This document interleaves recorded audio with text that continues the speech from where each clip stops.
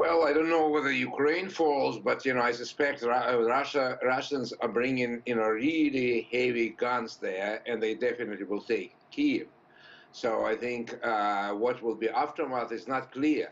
But I think President Putin was sending these messages again and again and again that he is that serious. He wants some kind of neutrality for Ukraine. He wants the situation to be kind of, not escalation of hostility, but the opposite. Somehow, all his pleas fell on dead ears, and he decided to invade. This is, unfortunately, it's violence. People are dying.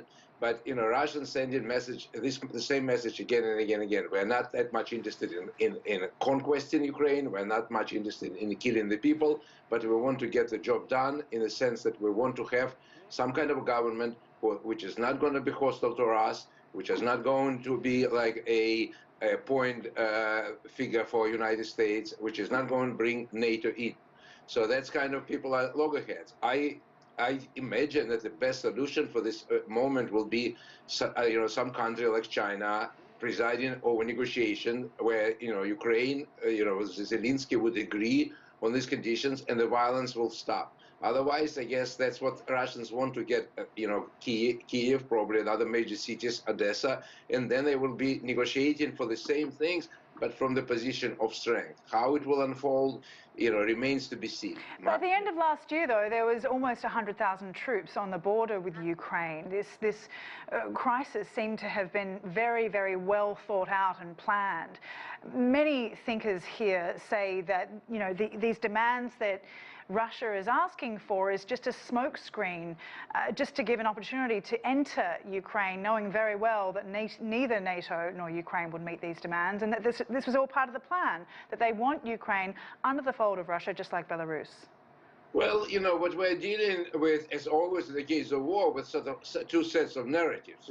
According to Ukrainians, is that the only thing Russians are dreaming day and night is to grab their territory and to join it back into this mythical Soviet Union. From what I understand, nobody in Russia is dreaming of Soviet Union, with the exception of some kind of, marginalized groups. But Russians feel very insecure.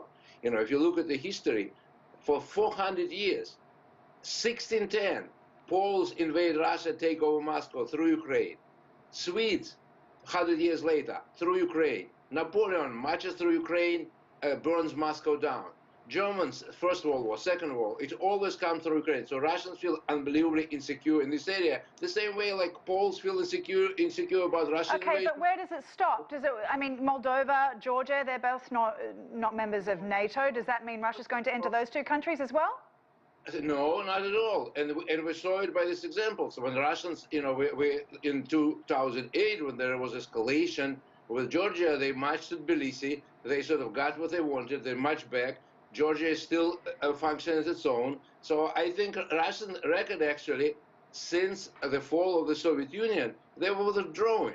There was promises given by NATO not to move an inch into East Germany. They moved, then they moved to Poland. So this is Russian narrative. It's kind of, at that moment, it's almost like useless to argue who is right, but, we should understand all sides. Everybody understands Ukrainians' fears. Everybody understands suffering. But, Russians felt very much insecure, and they wanted to get, Putin decided that he has to act now. So to say that this is a smokescreen is wrong, because the same thing one can say that this is a smokescreen that Russia wants to capture and just enjoy. Why? Russia has more land than any other country in the world. They don't need extra land.